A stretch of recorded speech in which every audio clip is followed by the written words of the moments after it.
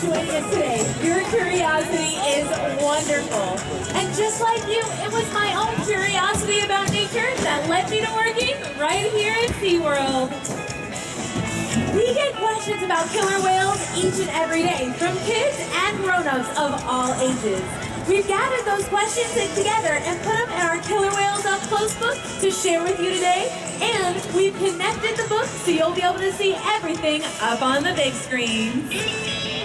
Now, if you're ready to get started, it's my privilege to introduce you to Connor. Hi everybody and welcome to Shamu Stadium.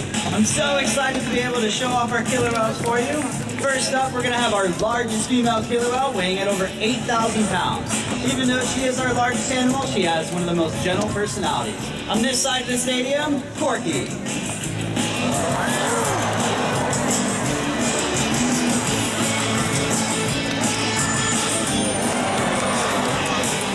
Next up, we have one of our most athletic whales. She is an adult female, and her name means beautiful in Inuit.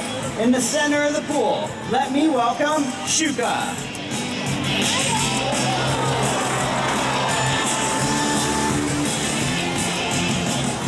And last but not least, one of our more playful whales. He's a juvenile male killer whale. Please let me welcome Ikaika.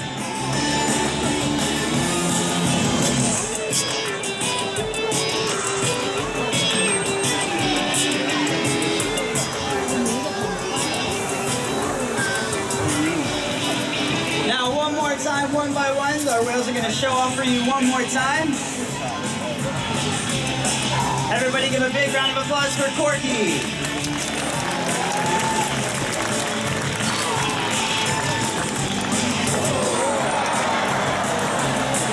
On this side of the pool, let's hear it for Shuka.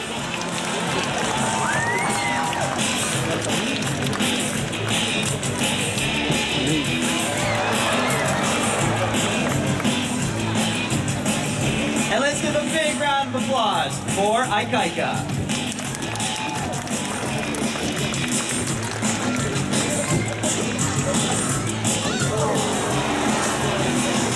Now, if you just make up the 3 of the 11 killer whales that call SeaWorld San Diego home, we have 5 males and 6 females. Their sizes range from just a few hundred pounds all the way to 10,000 pounds. And just from 4 months to 50 years old. You can see how different each killer whale is. But did you know there are actually bigger differences in the wild? Would you be surprised if I told you there are actually different kinds of killer whales? Scientists refer to them as ecotypes. They live in different habitats, they have different body types, and they even pursue different kinds of food. But while killer whale ecotypes are different, they're all still considered members of one species, or Sinus orca. One of the questions we get asked all the time is how big does a killer whale grow to be? Well, that depends on which ecotype you're talking about. Is it a 16-foot female in Iceland or a 30-foot male in Antarctica? The remarkable thing about killer whales, no matter which type, is that they are found throughout our global ocean, from the Arctic to the Antarctic, and literally everywhere in between. They are found in so many different habitats and depend on such a variety of marine life for survival that killer whales are more intertwined with the fate of our ocean than any other marine animal. Truly, these awesome animals are the living symbol of our ocean, representing so much more than their own species. Wow, aren't they incredible? Okay, let's see what other questions we've gotten here. Oh, here we go. So many people wonder about our trainers.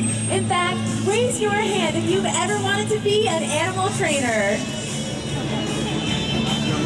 Wow, that's a lot. Then you should meet the dedicated team of trainers who interact with our family of whales every single day. Up on the main stage, we have Shannon, John, Connor, and Amy. Our killer whale trainers are so passionate about what they do here every day. And that's me think of another one of your great questions. Let me see. Oh, here it is. Do the trainers talk to the whales? I'll let you answer that one, Connor. That is a good question. We don't talk to the killer whales like you and I talk to each other, but we have taught the killer whales different signals which helps us to communicate with them. Our ongoing communication with our killer whales helps us build the strong relationships that we have. Because of this connection, one of the things we're able to do is answer important questions through research. Here at SeaWorld, we have a unique opportunity to conduct research about killer whales, asking important questions that can only be answered in a setting like this. So much of what we learn here is being used to help killer whales in the wild. Of course, there are other questions that can only be explored by studying whales in the ocean. By exploring questions both at SeaWorld and in the wild, our combined research gives all of us a better understanding of killer whales and the places they live. And that's what I call working together. Research flowing in both directions, from our park to the wild and back again. That way, everyone benefits. Okay, let's do another question. Oh, perfect. This individual wonders why whales jump. And I just happen to have that emoji. Look. Killer whales communicate in a lot of different ways. Sometimes they vocalize, and sometimes they use their body. A jump like that is called a breach. They're making a sound on top of the water. When a killer whale uses their body to slap the surface of the water, it creates a commotion both above and below the surface.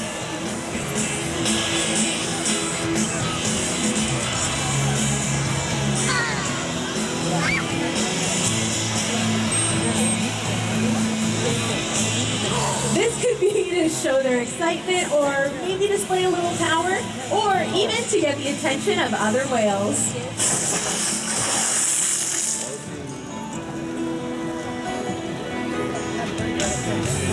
Oh yeah, some of you may have heard about Kalia's calf. Here at SeaWorld, we watch newborn calves rely on their mothers for everything, from the very first moment of birth. As a calf grows and gains some independence, it is looked after by other whales in the pod too. They help the mother protect the calf, teach it survival skills, and show the calf how to romp and play. Killer whales live in family-like groups known as pods. Like human families, their pods can range in size, from just a handful of whales up to a few dozen. And do you know who runs the pod? You might think the males do because they're so much larger. But no, it's the females who are in charge of the group.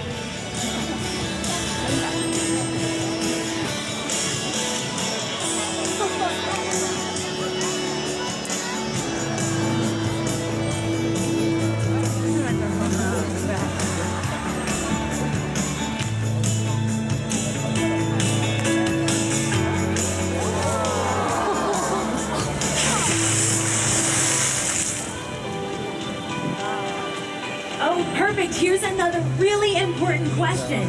Does having a killer whale breeding program here at SeaWorld help whales in the wild? Absolutely. Our successful breeding program helps us understand the developmental needs of pregnant mothers, newborn calves, and young killer whales. It's critical information because this is the time when killer whales are most vulnerable in the wild. Gaining this kind of knowledge is only possible through the research we're able to do right here at SeaWorld. Recently, SeaWorld worked with researchers from the National Oceanic and Atmospheric Administration, or NOAA, to help them develop a model for identifying when a killer whale is pregnant by looking at aerial images of the animal in the wild. Prior to this cooperative effort, where SeaWorld provided direct, unparalleled access to our pregnant whales, researchers had no solid way of knowing whether or not a female in the wild was carrying a calf. Okay, let's bring the whales back out because here's another one of those great questions. Who takes care of you, Shamu? I love that question because it lets us give you a peek at how much we care about these extraordinary animals. Okay, Connor, are the trainers ready? We sure are. Now, the training you see actually allows us to take care of the whales. When the killer whales learn to offer their tail flukes, we can draw blood to check their health, just like Ikaika here. The slide out behavior allows us to weigh the whales. We track their weight to make sure they're staying healthy and to ensure that calves are growing properly.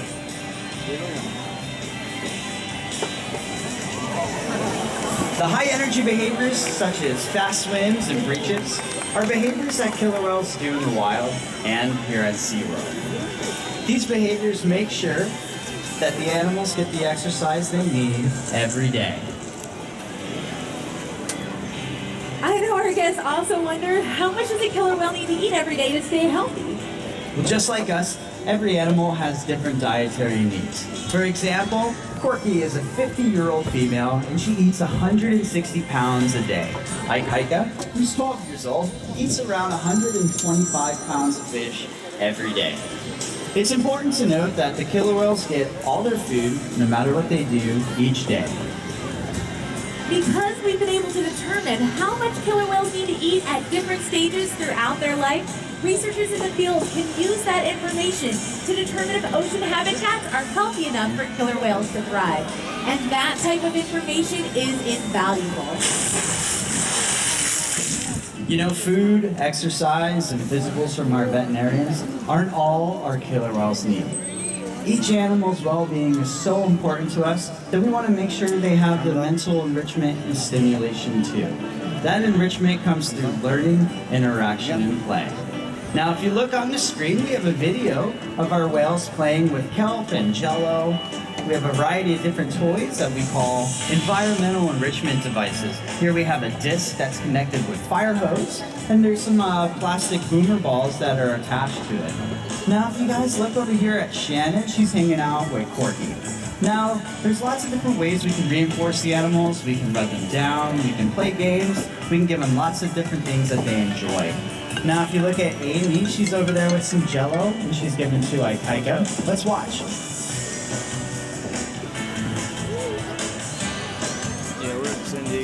Now, the jello we give them doesn't have any flavor, there's no sugar. It's just a texture thing for them, and they seem to enjoy it. You can hear he's excited with all those little vocals he was making. I'll make sure she drops it off tomorrow. Now, with all the games and toys that we provide, the best enrichment still seems to be social interaction with other whales and our team of experienced trainers. Okay, I know all the kids want to know, who would win if a great white shark squared off with a killer whale? Well, the answer may not be what you think. You see, a great white shark hunts alone, and a killer whale hunts with a pack. So it's really not even a competition.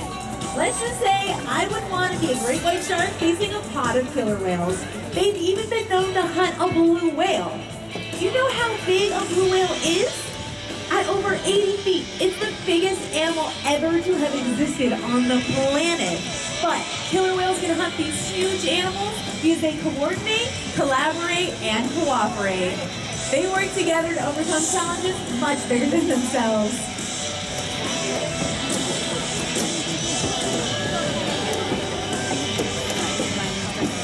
In fact, we can learn a lot from them about how to overcome the challenges our ocean faces.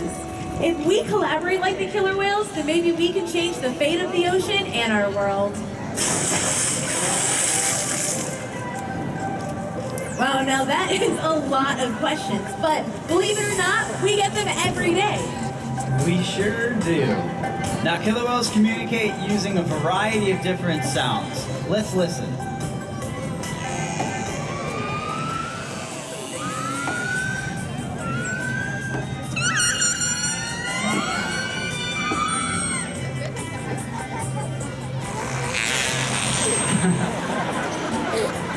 That's everybody's favorite. Each killer whale, each pod, has their own unique dialect. They're all different sounds. But don't forget, they use body language too. Sometimes they blow bubbles, bump into each other, or even scratch each other with their teeth, causing rake marks. These are the multi-line marks you might see on the skin of killer whales and dolphins. This is just one of the ways these animals display dominance over one another in social interactions, both in the wild and here at SeaWorld. Okay, so we've just learned how killer whales vocalize and use body language to communicate with each other. But do you remember how we communicate with them? That's right, we use signals. Here at SeaWorld, we communicate with our whales, and we want the next generation to be able to do the same. All right, everybody, I'm here with my new friend, Van. He's here all the way from Colorado. Everyone give him a big wave. Hello. All right, Van, are you excited? You get to meet Corky today. She's our oldest female and one of our specialist whales here. Now, if you come up close to here, you can go ahead and show her that hand signal that I showed you. Ready? Wave real big so she can see you.